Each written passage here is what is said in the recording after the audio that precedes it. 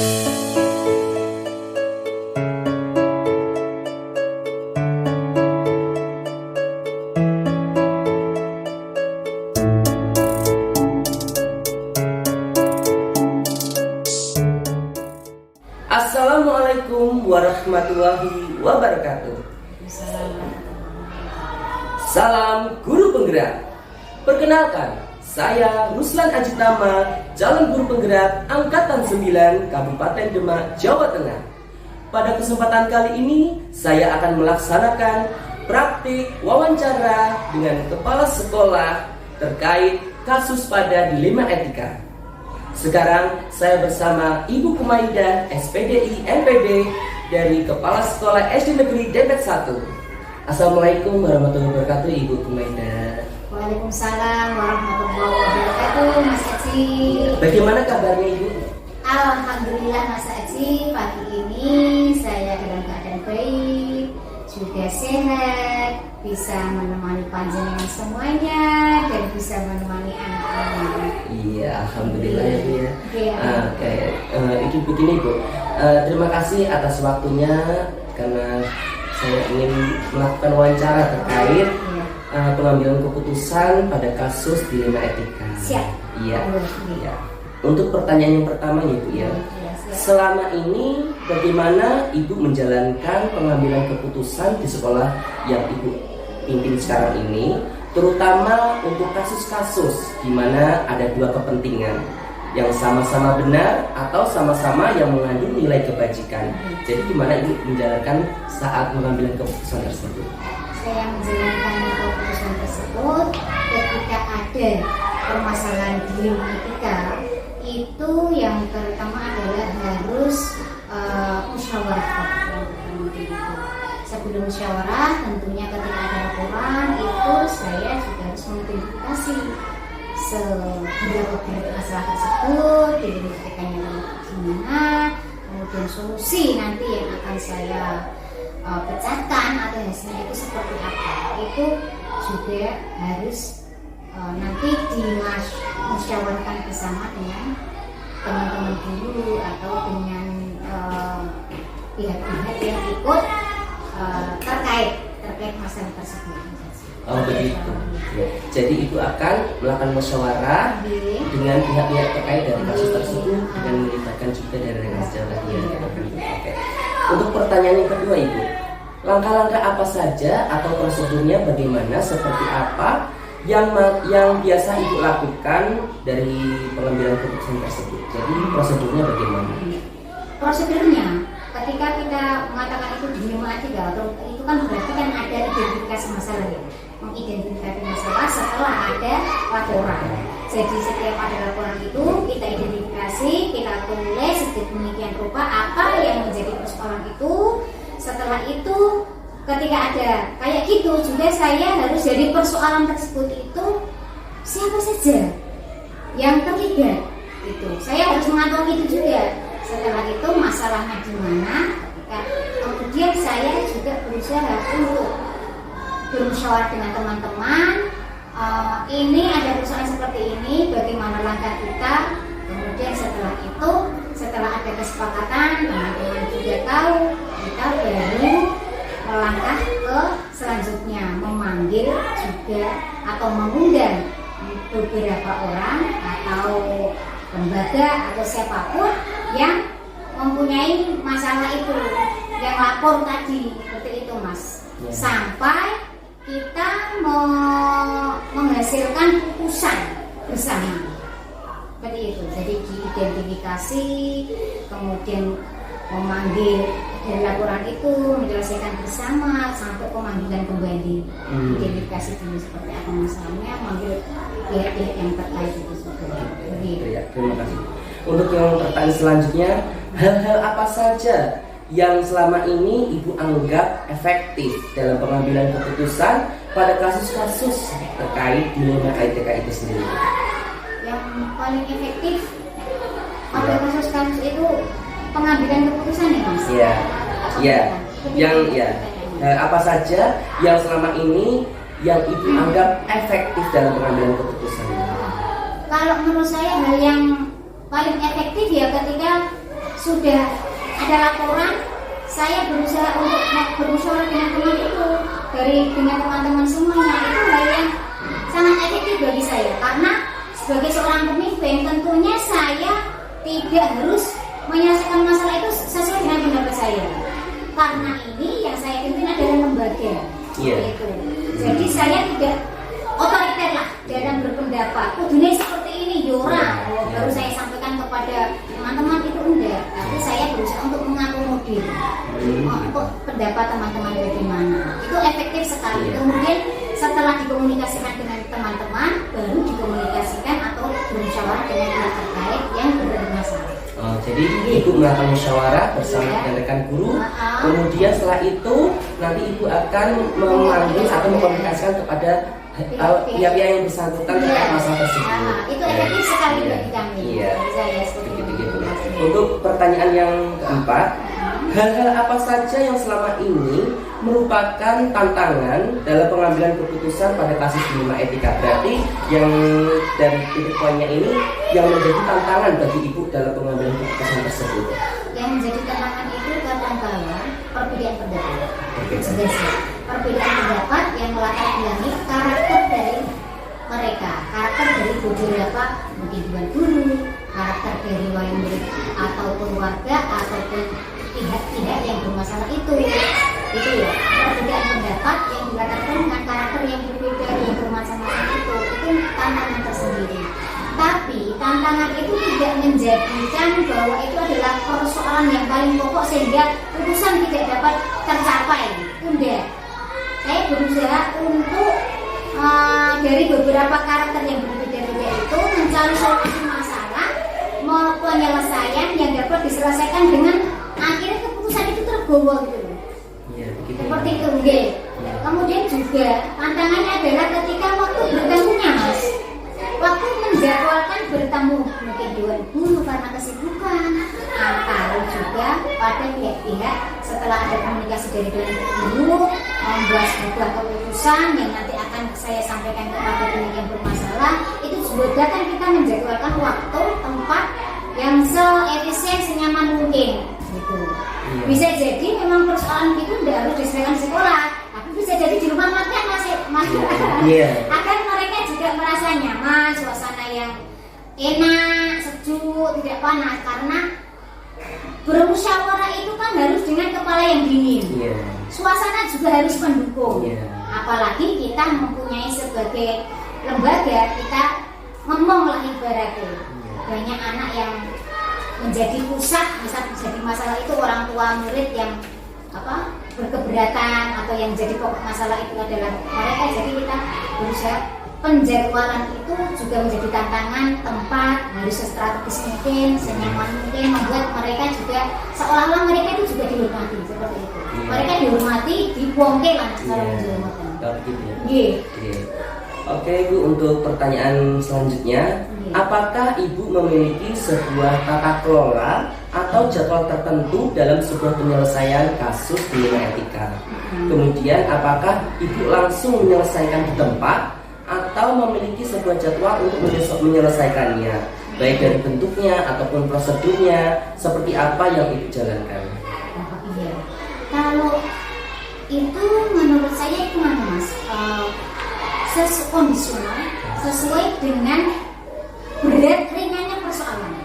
Jadi ada kalanya persoalan itu harus saya selesaikan seketika itu juga untuk pengambilan keputusan. Kalau masalah-masalah tersebut jadi ringan dan bisa diterima, misal saya putusan ini, itu nanti ketika saya putuskan sekali ini Pak, ini harus dilaksanakan segera.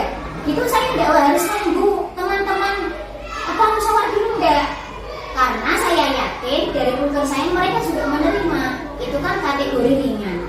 Nah, kalau kategori berat itu tetap saya jadwalkan. Karena hasil putusan saya itu saya mempertimbangkan juga pendapat dari rekan-rekan semuanya. Seperti itu. Setelah menghasilkan suatu putusan, baru dikomunikasikan kepada pihak yang bermasalah. Jadi kondisional sesuai dengan ringan dan beratnya persoalan dilema etika yang dialami. Berarti sesuai dengan berat ringannya dari Iya, persoalan yang berat dihadapi. ringannya yang Jika itu persoalannya ringan, bisa diselesaikan di tempat atau langsung seketika. Jika berat berarti ibu nanti mengatur jadwalkan gitu ya. Iya. Karena kan kadang bulan guru juga punya Iya. kesibukan, Iya. jadwalkan tempat, waktu dan ada yang seperti saya Terkadang sampaikan. kalau persoalannya itu berat, membutuhkan Iya. waktu. Waktu, Iya. ya, karena kita kan mengidentifikasi masalahnya itu Iya. tidak. Kalau berat kan tidak hanya Sekali satu putusan itu tidak mas, karena Iya. ya beberapa aspek itu kan kita Iya. terima laporan dari berbagai pihak juga Iya. untuk menyelesaikan itu. Gitu. Iya. Jadi ada referensi lah. Iya. Karena itu kan akhirnya kan saya juga menjadwalkan tidak seketika itu juga. Iya. Jadi garis bawahnya itu berat ringannya persoalan di lingkungan etika Iya. kondisional. Ya, kondisional. Iya. Oke Bu, untuk pertanyaan selanjutnya, Iya. adakah seseorang atau faktor-faktor apa yang selama ini mempermudah atau membantu ibu dalam pengambilan keputusan dalam kasus dilema etikanya? Mungkin faktor-faktor apa yang membantu atau yang mempermudah ibu dalam pengambilan keputusan? Oh, yang Ya. yang mempermudah pengambilan Iya. keputusan saya tentunya adalah sikap dari teman-teman yang ringan. Ringan apa? Ringan tangan namanya. Iya. Gampang membantu Iya, gitu. ringan tangan. Ya, ringan Iya. tangan lah. Mereka Iya. ketika ada persoalan, ini segera harus diselesaikan. Iya. Karena ini demi pelayanan kita, demi nama baik sekolah kita. Seperti itu. Mereka itu kerjasama dari teman-teman, mas. Iya. Kerjasama dari teman, kolaborasi dari teman-teman, kemudian juga potensi yang dimiliki teman-teman yang berbeda itulah yang meringankan saya ketika menghadapi di rumah etika. Mereka mudah untuk diajak komunikasi bagaimana langkah baiknya, seperti itu. Welcome mereka. Iya. Berarti ibu itu ada dibantu oleh rekan sejawat Rekan juga sejawat juga. yang bisa membantu ibu mungkin ketika mengambil keputusan Iya. atau melakukan mencari solusi begitu ya. Iya. Untuk pertanyaan berikutnya adalah, dari semua hal yang telah disampaikan, pembelajaran apa yang dapat ibu petik dari pengalaman ibu dalam mengambil keputusan dilema etika itu sendiri? Tentunya banyak ya mas ya. Dilema etika itu kan kalau menurut saya ketika didirikan bermusyawarah. Nah, ketika bermusyawarah itu pembelajarannya kita tidak mementingkan kepentingan kita. Jadi mengutamakan musyawarah untuk mufakat secara kekeluargaan itu ada yang utama. Itu hikmah yang dapat saya ambil. Kemudian juga akhirnya kita mempunyai rasa empati. Kemudian rasa kebersamaan lebih erat. Akhirnya kan gitu, karena perbedaan pendapat dapat diatasi, legowo dengan pendapat orang lain. Putusannya itu adalah putusan musyawarah adalah hasil tertinggi. Kalau menurut saya seperti itu mas. Iya. Baik ibu, untuk pertanyaan yang terakhir, dari semua hal yang telah disampaikan, pembelajaran apa yang dapat ibu petik dari pengalaman anda dalam mengambil tapi sudah ya? Ya itu ada 8 mengulang lagi. Oh, ulang lagi. Oke, gampang nanti langsung ya tiket langsung. Baik ibu, terima kasih atas waktunya dalam melaksanakan wawancara kali ini. Semoga kegiatan kali ini bermanfaat dan menginspirasi bagi kita semua, khususnya bagi calon guru penggerak angkatan 9 ini. Sekian dari saya, Ruslan Ajitama. Bila taufiq wal hidayah. Wassalamualaikum warahmatullahi wabarakatuh. Waalaikumsalam warahmatullahi wabarakatuh. Assalamualaikum warahmatullahi wabarakatuh. Waalaikumsalam warahmatullahi wabarakatuh. Salam guru penggerak. Perkenalkan, saya Ruslan Ajitama, calon guru penggerak angkatan 9 Kabupaten Demak, Jawa Tengah. Pada kesempatan kali ini, saya akan melaksanakan praktik wawancara terkait pengambilan keputusan dilema etika bersama Bapak Solikul Hadi selaku Kepala Sekolah SD Negeri Botosengon 2. Selamat siang Bapak Solikul. Selamat siang. Ya, bagaimana kabarnya hari ini? Alhamdulillah. Alhamdulillah, luar biasa. Baik Pak Solikul. Terima kasih atas waktunya Pak Solikul sudah meluangkan waktu untuk kegiatan wawancara kali ini. Tujuan wawancara kali ini terkait dengan pengambilan keputusan terkait kasus-kasus dilema etika, ya Pak. Untuk pertanyaan yang pertama, selama Bapak menjabat sebagai kepala sekolah, bagaimana Bapak menjalankan pengambilan keputusan di sekolah Bapak, terutama untuk kasus-kasus di mana ada dua kepentingan yang sama-sama benar atau sama-sama mengandung nilai kebajikan, Bapak? Terima kasih untuk menanggapi bagaimana selama ini yang berjalan, yang saya lakukan dalam pengambilan keputusan di saat dalam lembaga kita yang kita pimpin timbul masalah baik masalah itu menjadi wacana kecil maupun menjadi diskusi ringan di sela-sela istirahat Bapak Ibu guru kita, atau di sela-sela istirahat atau di sela-sela mengantarkan siswa bagi masalah yang timbul dari sekolah kita, dari wali murid, kita angkat, kita jadikan sebuah fakta atau kita data bagaimana, sehingga setelah kita menemukan jika masalah itu atau wacana itu akan berakibat positif atau berakibat negatif, kita angkat menjadi diskusi ringan untuk semua keluarga di seluruh jajaran, baik guru maupun komite sekolah atau wakil dari wali murid kita. Nah, disitulah kita bisa menentukan dan kita gunakan referensi pendapat-pendapat beliau-beliau itu, Bapak Ibu guru, rekan-rekan kita itu, dan wali murid serta pengurus komite. Dan saat itu kita jadikan sebuah referensi untuk menentukan apa kita dalam mengambil keputusan, ya. Akhirnya kita membuat sebuah kebijakan secara benar dan tepat waktu. Itu Mas. Begitu. Jadi Bapak ketika ada sebuah kasus, Bapak melibatkan berbagai pihak untuk dimusyawarahkan bersama untuk mencari keputusan gitu ya. Baik, untuk pertanyaan yang kedua Bapak, langkah-langkah atau prosedur seperti apa yang biasa Bapak lakukan selama Bapak menjabat sebagai kepala sekolah? Yang pertama tentunya langkah mengidentifikasi, kemudian mencari referensi, baik referensi buku, baik buku formal maupun di buku elektronik itu. Kemudian kita jadikan sebuah kita catat sebagai rujukan, kemudian tidak boleh mengambil keputusan sesaat untuk kepentingan yang memuaskan sesaat, tapi supaya itu menjadi sifat keadilan, bukan karena rasa tidak senang atau senang, menggunakan dengan referensi dengan pendapat orang atau pendapat keilmuan. Istilah kita akan menentukan sikap secara kebijakan secara benar dan tepat. Iya. Jadi langkah yang pertama, Pak Soleko melakukan identifikasi terkait masalah itu sendiri. Kemudian Pak Soleko juga mencari referensi terkait keputusan yang akan diambil seperti bagaimana, baik dari pihak-pihak yang dilibatkan dulu. Untuk pertanyaan yang ketiga, hal-hal apa saja yang selama ini Bapak anggap efektif dalam pengambilan keputusan pada kasus dilema etika itu, Pak? Ya, kita sebagai pimpinan tentu ada jadwal bagaimana untuk wawancara pada rekan-rekan guru, kemudian untuk supervisi, baik supervisi secara periodik maupun supervisi itu keseharian atau kita melihat keseharian, yaitu juga kita mendengar secara sekilas maupun secara penuh. Kemudian jika itu sudah menjadi wacana, kita angkat dan kita diskusikan. Itulah urutannya. Kemudian semuanya itu kita gunakan sebagai menggunakan referensi dan pendapat-pendapat dari semua stakeholder atau pemangku kepentingan. Iya.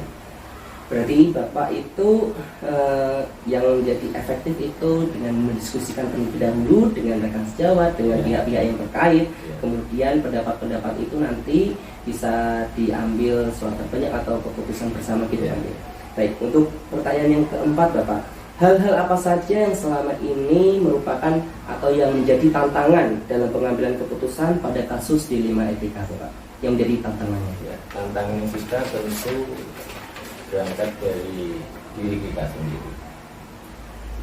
sedikit banyak tantangan kita adalah bagaimana kita bisa tantangan itu menjadi sebuah keingintahuan. Nah, jadi hampir nyaris ya 0, ada tantangan. Karena kita jadikan tantangan itu sebagai keinginan kita untuk kesenangan kita dalam menyelesaikan masalah, baik secara formal maupun informal, baik itu problem yang pribadi dari murid atau dari yang kita angkat, supaya tidak terjadi hal-hal yang akan memperburuk suasana. Ya, berarti tantangan itu menjadi motivasi Pak ya, untuk meningkatkan kualitas hidup ya. Baik, untuk pertanyaan selanjutnya Bapak, apakah Bapak memiliki sebuah tata kelola atau jadwal tertentu dalam sebuah penyelesaian kasus dilema etika? Mungkin Bapak langsung menyelesaikan di tempat atau memiliki sebuah jadwal khusus untuk menyelesaikannya, baik dari bentuknya atau prosedurnya itu seperti apa yang Bapak jalankan? Tentunya sebagai pimpinan di sebuah lembaga pendidikan, kita mempunyai jadwal untuk menyelesaikan kasus baik jangka panjang, jangka menengah maupun jangka pendek.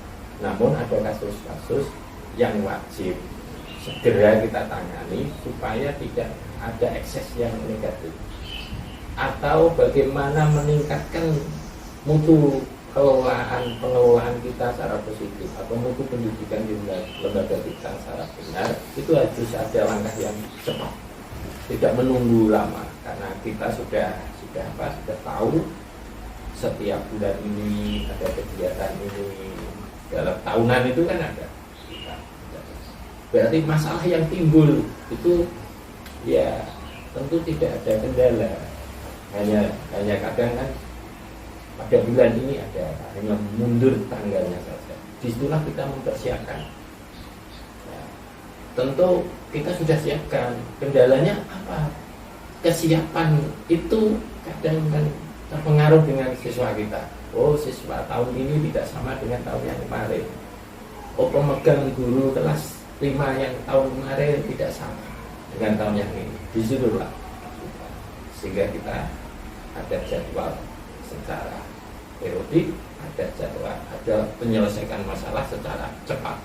Terima kasih Ibu. Iya, berarti jadwal itu ada ya, dan sebisa mungkin untuk meminimalisir agar tidak terjadi dampak yang negatif gitu Pak ya. Oke, baik.